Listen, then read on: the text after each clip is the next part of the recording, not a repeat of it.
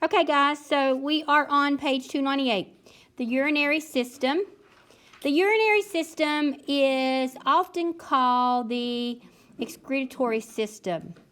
However, technically, the urinary system is part of the larger excretory system, which is like excretion. Okay? So how does the body remove waste? That's what we're going to be talking about in this brief lesson today. How does the body remove waste? Well, the primary function, if you look with me on page 298, and the very first sentence is the excretory system. Highlight that if you haven't already highlighted that word, which you should have because it is in italics. Okay? Page 298. Now, the primary function of the excretory system is to remove waste from the body. Why do you think our body needs to have waste removed? So it doesn't build up inside our bodies. And cause sepsis or infection. You're right, Miles, you're right. The primary function of that. So, now, it includes organs that are part of other systems as well that is involved in excretion. Okay? So this section will specifically cover the urinary system. And why are you not taking notes? To remember is that it removes waste from the body. Now, your lungs therefore expels oxygen, right?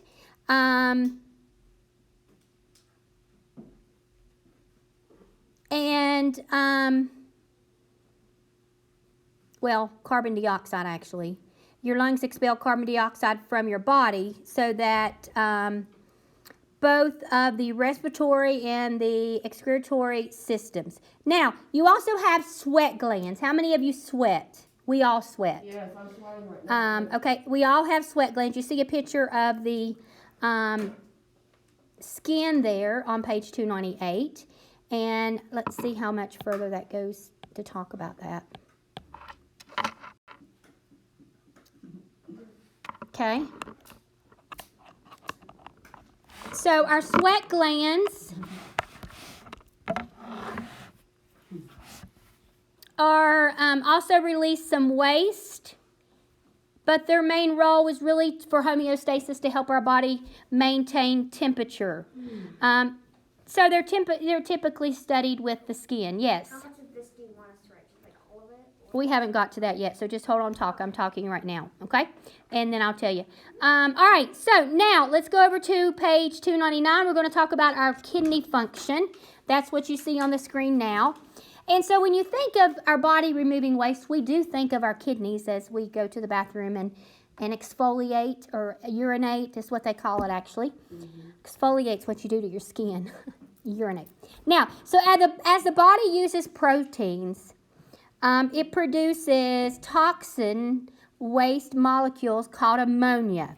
Okay, you see that there. Ammonia. And it's produced by the body,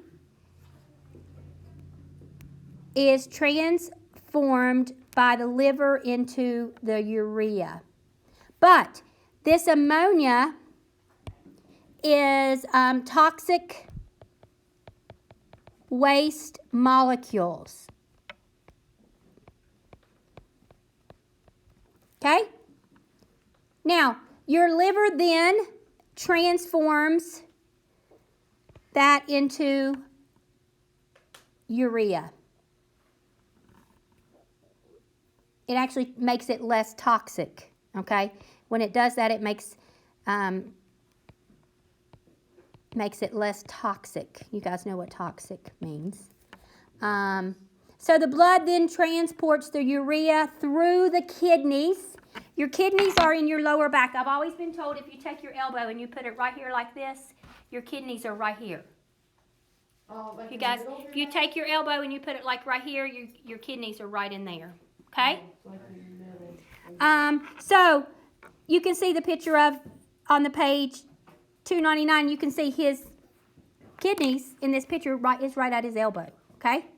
Now, they are located in your lower back, as the book tells you, and as I said, and they really do look like kidney beans, which is why kidney beans got their name in the first place, because kidney beans You guys agree? Yeah, Oh. they kind of look like beans. Yeah, that is a bean. You're right. It is a bean. All right. So now, so that's the process. Now, removing urea. Removing urea. So, first of all,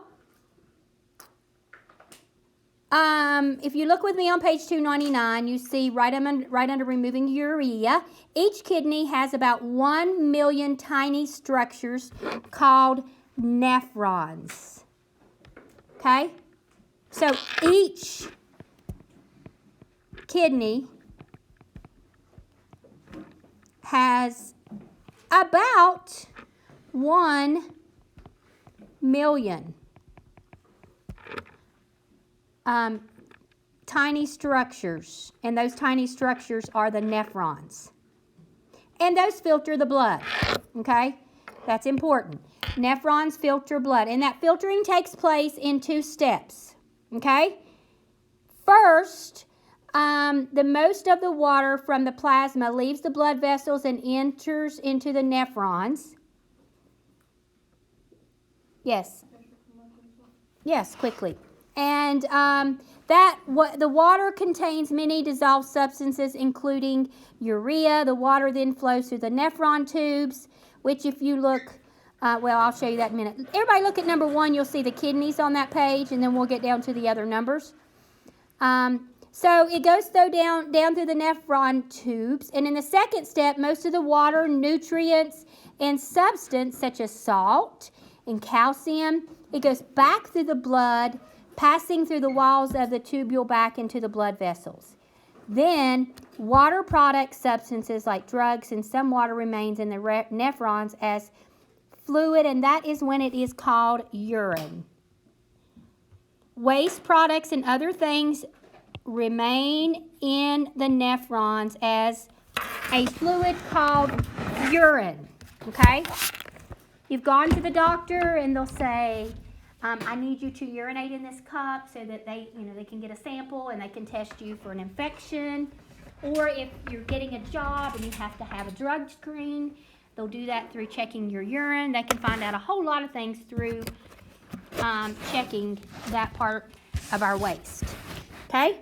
Now, so here's the path again. The urine collects in the kidneys and then passes to the ureters. The peristalsis is used to move the urine to the bladder. Okay? So look at number 2 in your book. Page 299 at the diagram, you see the ureters. And that's where the urine from the nephron collects in the kidneys, and then it passes down through those tubes down into number 3, which is your bladder. My bladder's full, Miss Odo. I need to go to the restroom. Okay? Those type of things. So a pair of very thin tubes that use peristalsis to move the urine to a muscle storage organ, which is your bladder. Okay? So that's a muscle storage organ for the urine waste. Now, that urine is held in the bladder until you go to the restroom and have it removed through another muscle called the urethra. Okay? So it's held in the bladder until it can be removed from the body through a tube called the urethra. I know this is something you probably don't want to study, but it's important. So your kidneys also help keep the right amount of water in your body. It helps with homeostasis, okay? It's important to stay hydrated. If the second step, I don't think it. You said that. All right, so what would happen if the second step of filtering didn't occur? Now back up. What was the steps?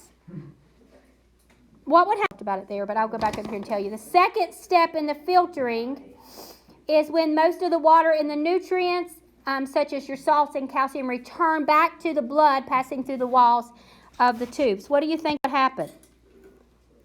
And we lose a lot of vital minerals. Yeah, you would lose a lot of water and many nutrients or minerals. Exactly. Good job.